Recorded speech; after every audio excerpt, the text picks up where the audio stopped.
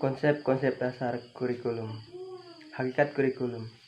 Secara etimologis, kurikulum berasal dari bahasa Yunani yaitu karil yang artinya pelari dan kurare yang berarti tempat berpacu. Jadi, istilah kurikulum berasal dari dunia olahraga pada zaman Romawi kuno di Yunani yang mengandung pengertian suatu jarak yang harus ditempuh oleh pelari dari garis start sampai garis finish. Dalam bahasa Arab, kata kurikulum bisa diungkapkan dengan manhaj yang berarti jalan yang dilalui oleh manusia pada berbagai bidang kehidupan. Sedangkan kurikulum pendidikan manhaj al-dirasah dalam kamus Tarbiyah adalah seperangkat perancangan dan media yang dijadikan acuan oleh lembaga-lembaga pendidikan dalam mewujudkan tujuan-tujuan pendidikan. Pengertian kurikulum menurut para ahli. Menurut Crow and Crow, kurikulum adalah rancangan pengajaran atau sejumlah mata pelajaran yang disusun secara sistematis untuk menyelesaikan suatu program untuk memperoleh ijazah. Menurut Cartel V. Good dalam Olive tahun 1991 di halaman yang ke-6, kurikulum adalah kelompok pengajaran yang sistematis atau urutan objek yang dipersyaratkan untuk lulus atau sertifikasi dalam pelajaran mayor. Misalnya, kurikulum pelajaran sosial, kurikulum pendidikan fisika. Menurut Hollis L. Caswell and Doak S. Campbell dalam Oliva tahun 1991 di halaman yang ke-6, kurikulum adalah seluruh pengalaman siswa di bawah bimbingan guru. Dimensi kurikulum. Ada 4 dimensi pengertian kurikulum menurut Hamid Hasan tahun 1988,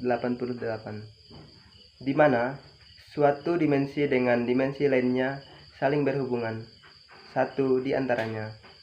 Yang pertama, kurikulum sebagai suatu ide atau gagasan atau dimensi ide, berkenaan dengan landasan filosofis dan berkaitan dengan landasan teori atau teori belajar.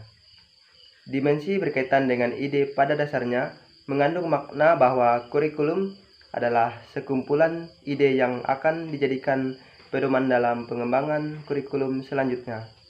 Yang kedua, kurikulum sebagai suatu rencana tertulis yang sebenarnya merupakan perwujudan dari kurikulum sebagai suatu ide atau dimensi wacana.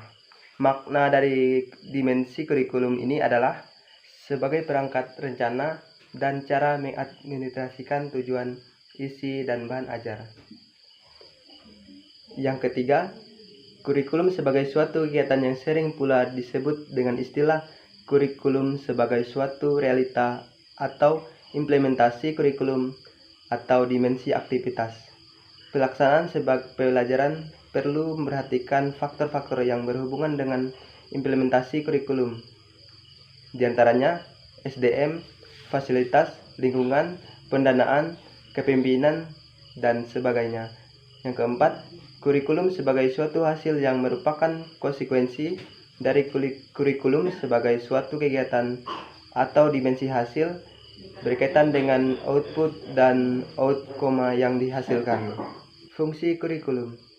Fungsi kurikulum adalah sebagai pedoman dalam melaksanakan proses pembelajaran bagi kepala sekolah dan pengawasan.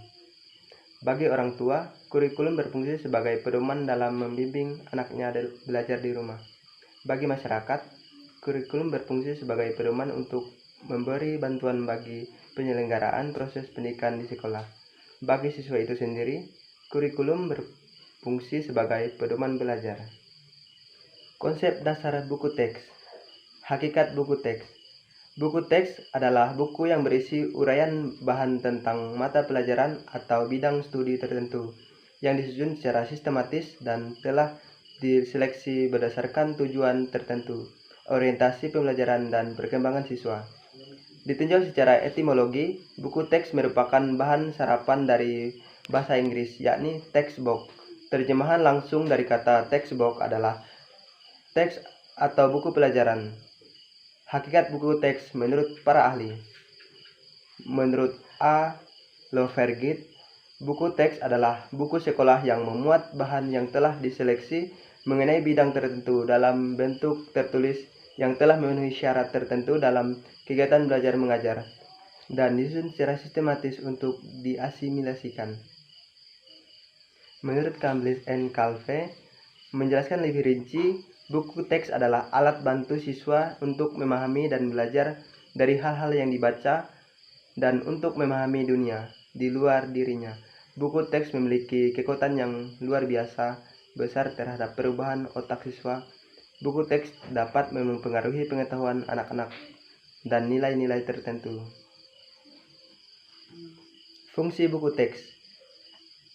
Yang pertama, sebagai sumber ilmu pengetahuan. Yang kedua, sebagai sarana pengembangan bahan dan program dalam kurikulum pendidikan. Yang ketiga, sebagai sarana pemelancar akademik guru. Yang keempat, sebagai sarana pemelancar efisiensi dan efektivitas kegiatan pembelajaran, mencerminkan suatu sudut pandang yang tangguh dan modern mengenai pengajaran serta mendemonstrasikan aplikasi dalam bahan pengajaran yang disajikan. Yang kelima, menjadikan suatu sumber pokok masalah yang kaya, mudah dibaca dan bervariasi, sesuai dengan minat dan kebutuhan para siswa. Selain itu, juga berfungsi sebagai dasar bagi program-program kegiatan yang disarankan untuk memperoleh keterampilan eksposional di bawah kondisi yang menyerupai kehidupan sebenarnya. Konsep dan implementasi kurikulum tahun 50-an dan 1968. Konsep dan implementasi kurikulum tahun 50-an. Tahun 1952 merupakan kurikulum pertama yang memiliki dasar hukum operasional. Landasan operasional kurikulum 1952 adalah Undang-Undang Nomor 4 Tahun 1950. Undang-undang ini telah dirancang sebelum tahun 1950. Rancangan undang-undang itu yang awalnya dibahas oleh BPKNIP tahun 1948 tidak dapat dilakukan karena terjadinya perselisihan baru pada tanggal 29 Oktober tahun 1949. RUU itu diterima oleh BPKNIP dan disahkan oleh pemerintah RI pada tanggal 2 April tahun 1950. Kurikulum tahun 1952 merupakan pengembangan dari kurikulum sebelumnya, yaitu kurikulum 1947, di mana kurikulum ini lebih merinci setiap mata pelajaran. Oleh karena itu, kurikulum 1952 lebih dikenal sebagai Rencana Pelajaran Terurai tahun 1952. Tujuan pendidikan nasional berdasarkan kurikulum 1952 adalah membentuk manusia yang susila dan cakap dan warga negara yang demokratis serta bertanggung jawab akan kesejahteraan masyarakat dan tanah air. Kurikulum tingkat satuan pendidikan atau KTSP adalah kurikulum operasional yang disusun dan dilaksanakan oleh masing-masing satuan pendidikan sekolah dengan mengacu kepada standar kompetensi lulusan dan standar isi serta berpedoman pada paduan yang disusun oleh BSNP dan KTSP disusun sebagai pedoman penyelenggaraan kegiatan pembelajaran untuk mencapai tujuan pendidikan di tingkat satuan pendidikan. Dalam hal ini, tujuan pendidikan dasar adalah meletakkan dasar kecerdasan, pengetahuan, kepribadian, akhlak mulia, serta keterampilan untuk hidup mandiri dan mengikuti pendidikan lebih lanjut. Badan Standar Nasional Pendidikan telah memberikan arahan bagaimana pihak sekolah menyusun KTSP, khususnya dalam mekanisme penyusunan KTSP yang dilakukan sekolah, yaitu sekolah harus menentukan tim penyusun KTSP yang terdiri dari kepala sekolah sebagai ketua, merangkap anggota, guru, konselor, komite sekolah, dan narasumber, serta dinas pendidikan setempat. Penyusunan KTSP pada dasarnya merupakan kegiatan dari perencanaan sekolah atau madrasah. Kurikulum tahun 2013. Sebagai kurikulum baru yang diterapkan pada tahun pelajaran 2013 tahun 2014, kurikulum 2013 adalah pengembangan dari kurikulum yang ada sebelumnya, baik kurikulum berbasis kompetensi yang telah dirilis pada tahun 2004 maupun kurikulum tingkat satuan pendidikan pada tahun 2006. Hanya saja, menjadi titik tekan pada kurikulum 2013 ini adalah adanya peningkatan dan keseimbangan soft skill dan hard skill yang meliputi aspek kompetensi, sikap, keterampilan, dan pengetahuan. Kurikulum 2013, Kementerian Pendidikan dan Kebudayaan, slide 17 tahun 2014, juga menekankan pada dimensi pendongkrak modern dalam pembelajaran, yaitu menggunakan pendekatan ilmiah dalam pembelajaran sebagaimana dimaksud meliputi mengamati, mananya, menalar, mencoba, membentuk jejaring.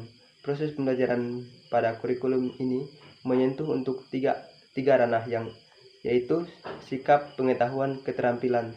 Sedangkan untuk proses penilaian menggunakan penilaian autentik, yaitu pengukuran yang bermakna secara signifikan atas hasil belajar peserta didik. Ada tiga ranah yang dinilai.